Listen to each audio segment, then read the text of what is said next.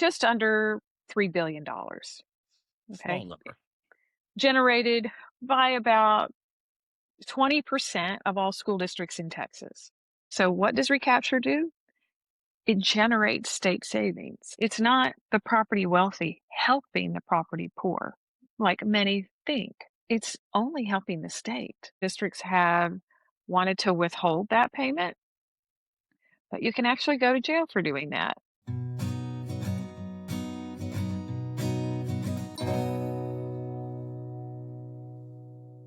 Welcome to this episode of the Building Texas Show. Today, I'm excited to be in Plano, Texas, speaking with Missy Bender about Texas school financing and really the education and conversation around how that works. Missy is the executive director of the Texas School Coalition and has really done a lot of work in this space. Missy, thanks for joining us today. Well, thank you. It's a pleasure to be here. So tell me, how did you get so passionate about school financing? Well, I think it started probably about 20 years ago, in fact. After I had a career in corporate America, I started another chapter in my life of civic engagement and served as a school board member in Plano, Texas. And when I was first elected, I realized that there were some things that I could affect on a school board, and there were some things that I couldn't affect.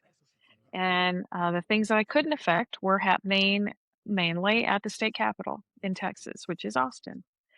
So I began to get myself very involved in learning how to engage in that process. And just by doing, I guess I would say I became more of a subject matter expert on school finance because the district that I served in, Plano, was one of the first school districts in the state of Texas subject to recapture, sometimes known as Robin Hood. So after that life of elected service as a school board member, I moved into the advocacy space with another organization for a number of years. And then I wound up here at the Texas School Coalition 2 years ago. What's funny is I used to work with this organization when I was elected, and now I get to be here helping the electeds and teach them how to advocate in their communities, but also at the Capitol. Well, the Texas School Coalition was an interesting topic to me because it really is a nonprofit based on educating not just the general public, but more specifically school board members on how to think about financing, how to think about their local community and the impact. And then, most importantly, in our conversation, is how do you communicate those programs? Yes, it is an always a challenge when you serve on a school board to figure out how to effectively communicate about anything. And then when you make that thing complicated, like school finance, that makes it uh, a multitude of times more difficult. So I try to make that simpler, based on having been in that seat, but also kind of having some other perspectives now in this seat. So I offer transparency mechanisms, so to speak, but also communication tools to them. And I also communicate with the legislators and their staff members to kind of do the same thing and explain this is how it works because that's um, a body whose membership changes a lot and whose staffing changes a lot. So it's an ongoing challenge to keep them educated too. So I'll educate through tools, um, toolkits that make things easy to customize because school districts don't always have enough staff to do these things themselves that they want to do or the money to spend to do these things. And I'll come up with some legislation and some policy solutions too. It's a lot of work, and it sounds like it's work that we think would be happening at the local level all the time or the state level and rolling it out. But I think there was a gap, and that's where the nonprofits come in and fill a gap. But it is a hard lesson to step into a school board member role. And then I have to imagine it is the proverbial fire hose of knowledge coming at you. but it's the legal risk too. There are responsibilities to being an elected official in that way. There are, and you take an oath to say, I will promise to do these things. And one of the things that you promise to do, that you take an oath to do, is to uh, follow the law. And the law says when you are defined as a district that has excess uh, revenue, otherwise known as recapture, you're going to pay recapture. So there have been some instances where some districts have wanted to withhold that payment, but you can actually go to jail for doing that Right. if you actually do it. Even if you and your locals believe it's the right thing to do, it's still unlawful at the It state level. is. It is. And, strategically, one could decide, well, I'm going to take this position in order to draw attention to the issue. And you could, make that choice to get people to pay notice because everybody's living their life Right. and they don't have necessarily the bandwidth or the interest to get involved in something until it affects them personally. You explained an example, and maybe we can dive into recapture and the definition a little bit, like what is that threshold? But you were giving me an example of 56% coming and going. Like that's a lot of movement by percentage. But maybe we can dive into what is recapture and at what point are you sending money back to the state? And I have to think on the other end of that spectrum, if you're receiving funds, that's a delicate balance too, because it impacts other programs. Right. So why don't we start with the formula that determines whether you pay recapture or not? Okay. That's changed a little bit. In 2019, House Bill 3 was passed, and the following is the formula that kind of equalizes it's supposed to kind of equalize or even the playing field, so to speak. So one takes uh, your property valuations and you divide that by your average daily attendance. So think of that as students enrolled. So that derives a number, and that number, if it exceeds, so that's the property wealth per student, if that number exceeds a number that is set by the TEA through statute, then you are considered to be property wealthy. You're generating too much revenue per student. So then you have to um, eliminate that by basically, I'll call it sending it to the state. You might not really be writing a check. It might just be reducing what you're going to get from the state to uh, create the funding that you get to have that's set by the legislature to educate your students. So some years, like let's say you're in a growing community, and so there's a lot of new home construction going on or a lot of new businesses coming online. As those valuations are reflected in the, appraisal values, if your student body is not also increasing, then just math tells us we might get a bigger number out of that. Right. Our property value is going up, so we might become property wealthy. At the same time, if you're already, I'll take my example here in Plano. They've been property wealthy since the beginning of this whole thing, um, because there's like more businesses coming in. Mhm.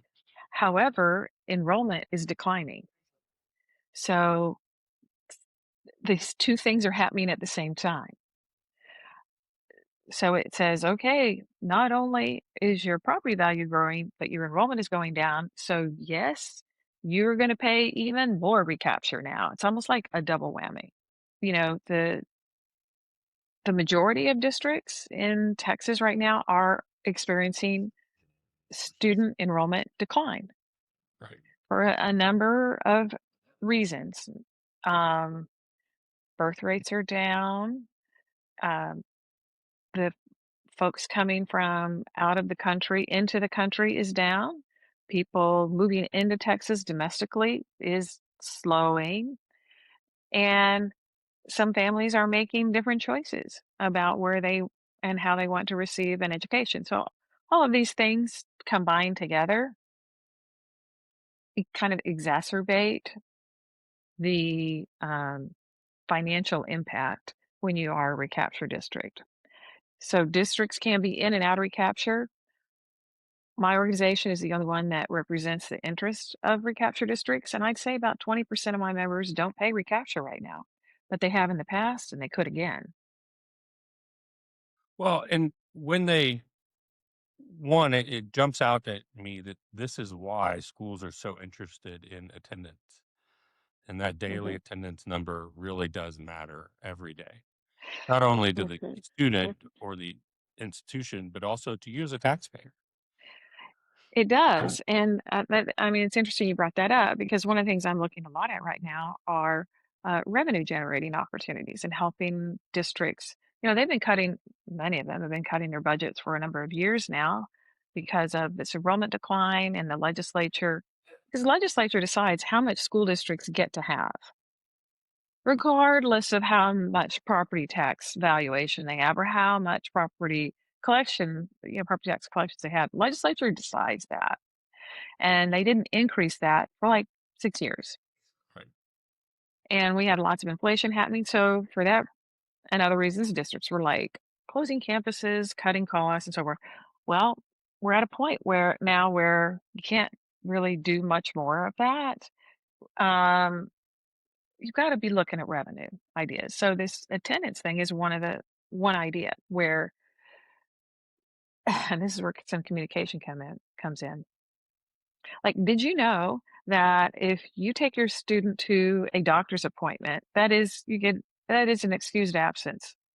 But if the student leaves during the time that if they're not there when attendance is taken, the revenue associated with that student's attendance for that day is not realized. That doesn't count. They lose revenue, even though it's excused. But It, if they're not there at 10 a.m., then they're not right. Yeah. revenue. Do all parents know about that? I don't think so. I think if they did know about that, they might have some if their schedule allows, they might go, "Okay, I can manage around that because I want them to have more money." Um, so that's an opportunity. I think of like Us local dentist offices knowing that and saying, "Hey, we just do student appointments after 11 a.m." and, that might not work for every family given, mom and dad's Yeah, work schedule and life and so forth, but, I think that's something that schools can do a better job of, and I've heard some school districts are working on that to communicate, "Hey, this is kind of the situation, and here's how you can help if you want to." right. Yeah, and I'm also working on some legislation about that too, because, yes, we want students in school. I'd say on average, statewide, like you're never going to get 100% attendance. It's just not possible.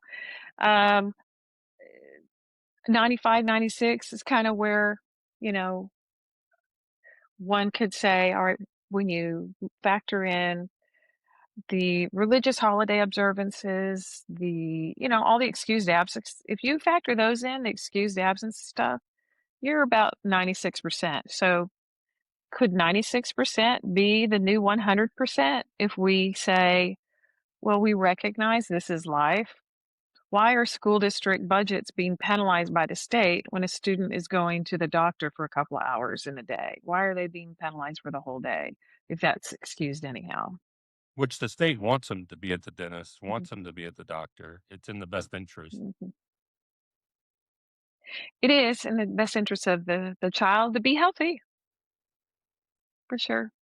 It's an Yeah. interesting dilemma because it does come to education because I see so many communities taking this conversation back to their school board, and their school Mhm, board is limited by the state decisioning. And if you're unaware of where those limitations are or where the levers of decision Right. making exist, it's easy to be frustrated with your local board, but it may be out of their control completely. Yeah. And that's exactly the reason why I got involved in this work is because I realized there's some things I want to change that I can't change. So I'm going to go figure out what it takes to change them. And, I think there are people in communities that say, okay, I agree with you. Just tell me what to do. So they Right. need somebody to direct them to say, okay, these are the people to call. And these are some things based on how you feel. Here's some things you might want to talk about. Can we walk through an example of the numbers around recapture? And we don't have to Yeah. use specific names, but Yes. what Sure. does that money movement look like? Because again, I think it can be a significant amount of the revenue out of one district. And then where does it go? Who Yes. decides how to distribute that? Does it stay in a region? Does it stay Right. local-ish? So on my website, I have a space where you can look at, I think it's under recapture and by the numbers. So and I'm looking off screen so I can look at, I've got that pulled up. So who were the top 10 districts that paid recapture in a certain year? So for the year 2025, um, the total amount paid statewide was just under $3 billion. Okay. Small number. Generated by about 20% of all school districts in Texas paid that amount. Okay. The number one paying district that year was Austin ISD at $770 million. And they're having very, very, very tough conversations right now. 'Cause they've been a top payer for a long time. And they're in that situation I mentioned a minute ago where, you know, even though their property values have been climbing, climbing, climbing, and now they're kind of coming down. They're not climbing at the same rate, but their enrollment is going down Right. significantly. So they're like paying a lot. So they're number one. So that's a very urban area. Number two is in West Texas, a very rural area called Pecos-Barstow-Toyah. They paid 198 million.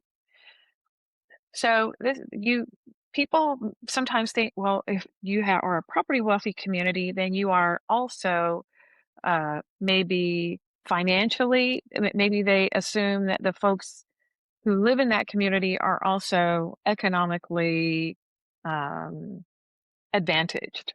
But not in Pecos, But Toya. no. So these two things get confused, you know. You've got a lot of property wealth along the coast, the Right. coastal bend, because, there are chemical companies down there and the beach is there. Then you have West Texas where you've got a lot of, oil. Then you have the urban areas, Houston pays recapture, Dallas pays recapture now, Austin. And then the long time ones like my district, Plano, where I live, has paid from the very beginning. Highland Park has paid from the beginning. So there's just a real variety of districts. About 20% pay. This is something I want to address because where does that money go? Like once a taxpayer sends their check off to, or they pay their ISD bill. They think as their property values are going up, they're like, man, my bill is going up. Why is that district closing schools? I've been paying more all along. What the heck? All right. So let me answer that. If you're in a district that is subject to recapture, when you submit your money, the dollars are collected. The state decides whether you've met that threshold. If that threshold is met, then the state says, okay, we're going to take going back to 56% example, we're going to take that money, we're going to deposit it into this account for funding schools. It's called Foundation School Program, FSP. It goes into that account. And at the same time, the state has to make a deposit to that account from its funding, from sales tax and oil and gas, of all kinds of other revenue sources. The state has to make a contribution too, because The funding for pub ed comes from local property taxpayers, the state of Texas, and a little bit from the feds. So the state says, before we make our deposit, we're going to reduce our deposit by the amount of recapture. So they hold back that portion and they keep it in their, they just get to keep it. So what does recapture do? It generates state savings. That's why I don't call it Robin Hood anymore. Right. It's not the property wealthy helping the property poor, like many think and can feel like they're helping, but it's only helping the state. And I think taxpayers need to know that so that they can ask some questions about, all right, now what are you doing with that money? I thought I was helping this district over here that can't generate enough property tax to fund their system. So what did the state do with it? Well, we can't really track it because it's not trackable. Once they've decided we're holding back, this amount of money, the legislature gets to decide what to do with that. And they can do whatever they want. Right. Yes, I'd like for them to use that amount of money to increase funding for public education, Right. to to actually help. Let's use Recapture to help by increasing the funding for all schools. And that way, all students benefit. But instead, it's held back and can be used for other purposes. What are those other purposes? It could be really anything. It could be other important things, water, transportation. It could be vouchers. It could be anything. We just can't answer that specific question because the state doesn't report exactly how they used recapture when they generated state savings. What happened with the state savings? I'd like to know. Does it move back to general fund, or is it So a little bit cleaner than that? it's called general revenue, GR, Okay. and it's important to be technically accurate because Okay. I don't want. A lot of times when we talk about this, folks will say recapture just goes to general fund, and that's not Okay. technically accurate. So think of it as it goes into the education funding bucket. It does go there. And when it goes there, it also at the same time reduces the state's contribution to that bucket. Right. So basically, the state share decreases and the local share increases. Does that make sense? Yeah, it does, and it makes the paper transaction just that much more difficult. I can Yes, see that's now. exactly right. So again, on my website, one of the things I'm offering is visibility into what that relationship between local and state share has looked like over time. Because those kinds of like when the local share goes it's never been 50-50. It's always been like the local share has always been over 50%. And so school districts have sued over that over time and won because it was considered a statewide property tax and proven to be. Yeah. um, the courts are not so favorable on, having constitutional challenge anymore because they've settled the equity part of it. There are certain terms about what you can sue on. And really, what we're down to now is adequacy. Is it enough money? Right. Is there enough money to do what the Constitution says schools must do? And because I remember when I was first elected, legislator would ask me, "Well, how much do you need?" And that's a question designed to stump you, Right. the person being asked the question, because the answer is not a discrete answer. It could be because there used to be a law that said the legislature had to answer that question. And so, like, they had to fund a study to study the question to determine, based upon what we're expecting students to know, how much does it cost to deliver that? And the answer came back from Dr. Lori Taylor when she was at Texas A&M, and it was a huge number. It Right. was a huge number. And so they're like, okay, well, we're not going to fund that study anymore. because that's too big of a number to contemplate. So, um, the adequacy question is really the one that I think is on the table now. Is it enough? Right. But that's gotta be a case by case examination too, because Toya and Pecos has a very different need just from a facility standpoint to a school in Harris County. Yeah, every single school district has a different profile Yeah. and story. Certainly, I see that now that I, have this statewide perspective. I agree that it's hard for a legislature to make decisions for a state as big as Texas when you have all of those varieties. Right.